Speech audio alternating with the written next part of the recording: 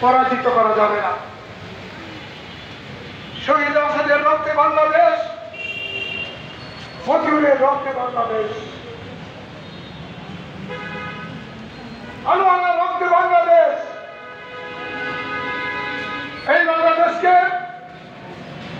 পরাজিত পরাভূত করা যাবে না।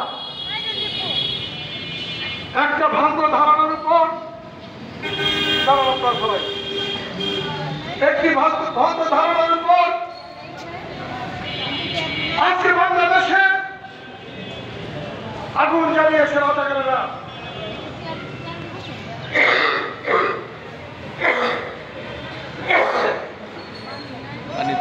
আপনাদের আন্দোলন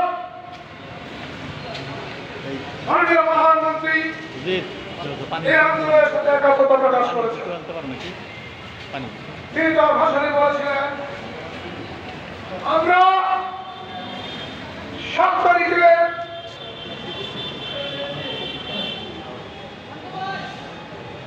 আদালতের রায় পর্যন্ত অপেক্ষা করতে চাই। অত্যন্ত দুঃখজনক কথা বলতে হয়, 2018 সালে ছাত্র আন্দোলন নেমেছিল। তখন সরকার এই আন্দোলনে যে দাবিগুলো করা হয়েছে ছাত্র সমাজের পক্ষ থেকে সমস্ত দাবিগুলো মেনে নিয়েছিল। তারপর মুক্তিযুদ্ধ সরকারেরা হাইকোর্টে একটি রিট করে। সবাই কথা শুনবেন, মুক্তিযুদ্ধ সরকারেরা হাইকোর্টে রিট করে। সেই রিটের পরিপ্রেক্ষিতে 2024 সালে সরকার শেখ হাসিনাকে রায় ঘোষণা করেছিল, সেটি বাতিল হয়ে থাকে। বাতিল হওয়ার পর সরকারের পক্ষ থেকে ওই রায়ের বিরুদ্ধে হাইকোর্টের আপিলের ডিভিশনে মামলা করা হয়। সেই মামলায় চলমান অবস্থায় ছাত্ররা আন্দোলন শুরু করে। আন্দোলনের একটি পর্যায়ে হাইকোর্ট বিষয়টি নিষ্পত্তি 3 দিনের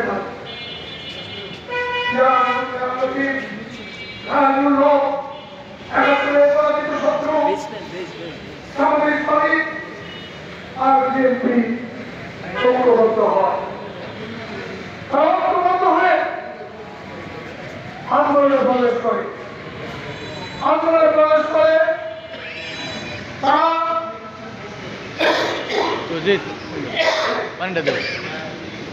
আন্দোলনে প্রবেশ করে তারা আন্দোলনের গতিকে পরিবর্তন করেছে। যারা করে শুরু করে দেয়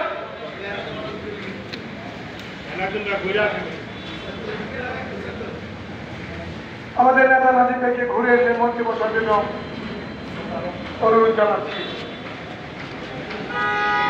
তারা জানিয়ে দেয় পৃথিবীর মধ্যে পরিচয় গ্রহণকারী মেট্রো রেল। তারা জানিয়ে দেয় সেতু ভবন। তারা জানিয়ে দেয় পৃথিবীর প্রচার কেন্দ্র। তারা জানিয়ে দেয় শত শত সরকারি অফিস আদালত। তাদের আক্রমণের শিকার হয় সাধারণ ছাত্র সমাজ। তাদের আক্রমণের শিকার হয় আইনশৃঙ্খলা রক্ষাকারী পুলিশ, বিডিআর এবং সেনাবাহিনীর সদস্য। তাদের আক্রমণে জনগণের স্থায়ী হয়ে যায় অনেক প্রতিষ্ঠান।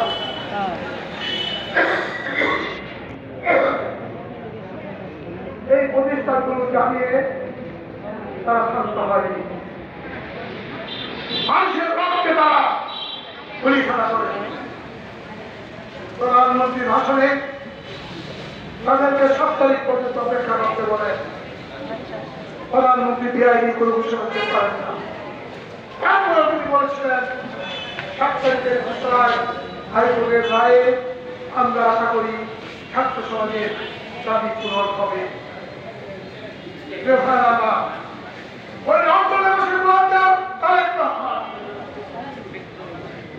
ওই শিক্ষাবাস দ্রুত সরকারের মাস্টার ডক্টর ইউনূস পরিকল্পনা করে টাকা সন্ধান দেয় জাতীয় স্তরের লক্ষ্মীকারী প্রতিষ্ঠান করুক।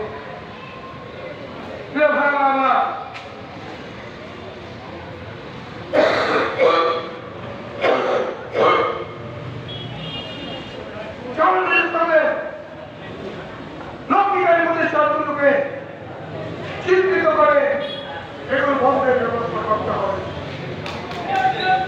এগুলোকে নিশ্চিত করে দিতে হবে। আমরা বঙ্গবন্ধুর আদর্শের সৈনিক, আমরা চেতনাবদ্ধ সৈনিক। আমাদের ভাইয়ের রক্তে বাংলার মাটি অর্জিত হয়েছে। ছাত্র সমাজ পুলিশের উপর হামলা করেনি। ছাত্র সমাজ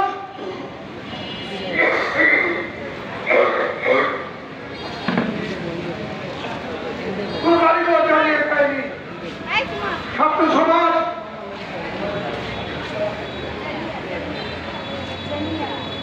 পথচারীদের উপর হামলা করেনি। ছাত্র সমাজ রিক্সা চালকের উপর হামলা করেনি। ছাত্র সমাজ গাড়ির ড্রাইভারদের পুড়িয়ে মারেনি। কি অপরাধ কাণ্ড! গাজীপুরের মেয়র আমাদের মাথা, জাহাঙ্গীরের মাথা, তার সহকারীকে পিটিয়ে মেরে তার ডেকের ভিতর উল্টা করে থামিয়ে দেওয়া হয়েছিল। আমাদের ভারতের সন্তান সালের নামটা ভুলে গিয়েছি, পুলিশের ইন্সপেক্টর, তাকে মেরে ছাত্রবাড়িতে ঝুলিয়ে রাখা হয়েছিল। এইরকম অনেক ঘটনা ঘটেছে। আমি পুলিশ বাহিনীকে অভিনন্দন জানাই, তাদের ধৈর্যের পরিচয় দিয়েছে, এটার কোনো তুলনা হয় না। বিডিআরকে অভিনন্দন জানাই,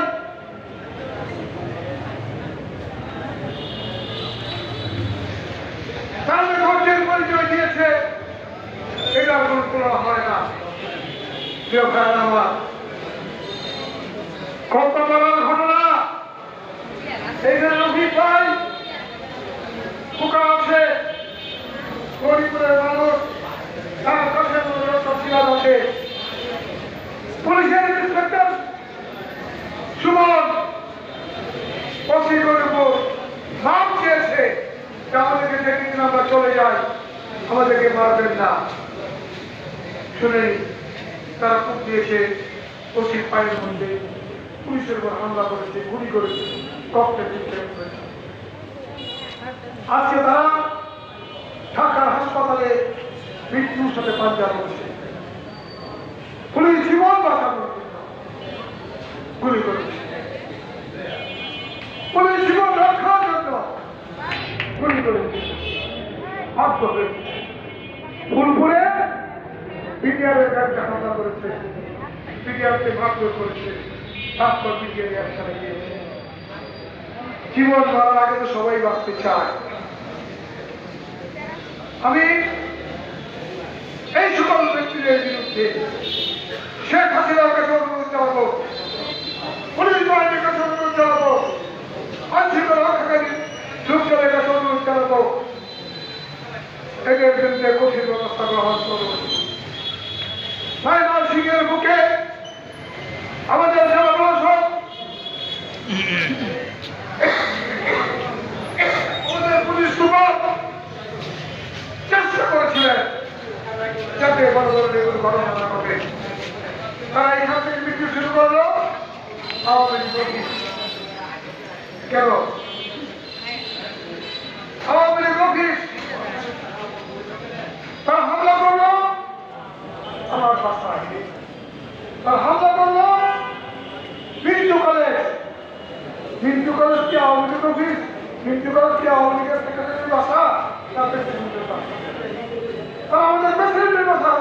চেষ্টা করলো, তারা হামলা করার চেষ্টা করলো আমাদের একটি মদের বাসায়। এগুলোর বিরুদ্ধে পুলিশ একসাথে যাবে, নামে যাতে মামলা করেছি এদেরকে গ্রেফতার করা হয়েছে, এদেরকে রিমান্ডে নিয়ে এসেছে পুলিশ, সব বেরিয়ে যাবে। কোর্ট থেকে টাকা এসেছে, তারপরে বিরোধীর প্যাকেট পাঠানো হয়েছে, তারপরে মাঝি পাঠানো হয়েছে, তারপরে বিভিন্ন সরঞ্জাম পাঠানো হয়েছে। তা আমি বলবো এসব থেকে শুরু ছিলেন এসব ময়নামতিংহের পুলিশ, ময়নামতিংহের গোয়েন্দা সংস্থা আপনাদেরকে আহ্বান জানাবো, যারা এগুলো সাহায্য করেছে তাদেরকে অবশ্যই গ্রেফতার করে বিচারের সম্মুখীন করবো। অনেক কষ্ট আওয়ামী লীগের পরিচয় করতে পারেন, ছাত্রলীগের কাউকে পারেন, যুবলীগের পরিচয় কাউকে পারেন, শক্তি পালন করেছে। আমিও সাহেব সামনে আসেন, সাহেব সামনে আসেন, সাহেব বসতে যাবো। আমাদের ধর্মের সীমা আমরা পার করতে পারি না। ৭১ যুদ্ধ করেছিলাম, ৩০ লক্ষ মানুষ শহীদ হয়েছিল। ৭১ যুদ্ধ করেছিলাম, ২ লক্ষ মানুষ মৃত্যু দিয়েছিল। সেই ইতিহাসকে আমরা ভুলে যাই নাই, সেই ইতিহাসকে আমরা মনে রেখেছি। আমরা নামাজের আগে অনুষ্ঠান শেষ করবো। আমাদের নেতৃত্বের পক্ষ অনুযায়ী মতামত শুনে আমার করে সব বিষয়ে বক্তব্য রাখবেন এবং তিনি তারপর আমাদের অনুষ্ঠান আনুষ্ঠানিক শেষ হবে। আপনাদের কাছে আমার অনুরোধ, সমারোহের ব্যবস্থা আছে আগামী ১ তারিখ, আগামী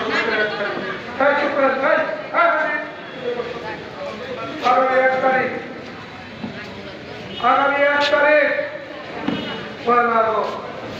আমাদের সুখের মাসের প্রথম দিন বিকাল ৪টায়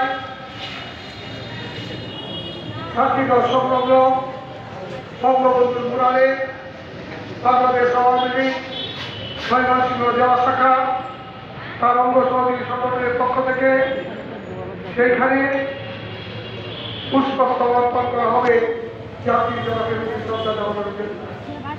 বঙ্গবন্ধু পরিষদ সেইখানে সকল সাংস্কৃতিক সংগঠনকে দাওয়াত দিয়ে আওয়ামী লীগের সাথে একাত্ম থাকবে। আপনারা যে যেখানে আছেন, যে যেখানে থাকবেন, আওয়ামী লীগ ছাত্রীর সহ অঙ্গ সহযোগী সংগঠনের সকল নেতৃবৃন্দ যারা ব্যানার দিয়ে পোস্টার দিয়ে সেইখানে উপস্থিত হয়ে শ্রদ্ধা নিবেদন করবেন। আগামী ১ তারিখ বিকাল ৪টায় অনুষ্ঠান শুরু হবে। ৩:৩০টার মধ্যে আপনারা সেখানে উপস্থিত হবেন। সার্কিট হলের সাথে বঙ্গবন্ধুর মুরাল, সেই মুরালে আপনারা সবাই উপস্থিত হবেন। আশেপাশের সকলকে খবর দিবেন যাতে সকলেই আসে। সেই মুরালে আমরা জাতির জনকের প্রতি শ্রদ্ধা জানিয়ে শপথ করব আগস্ট মাসে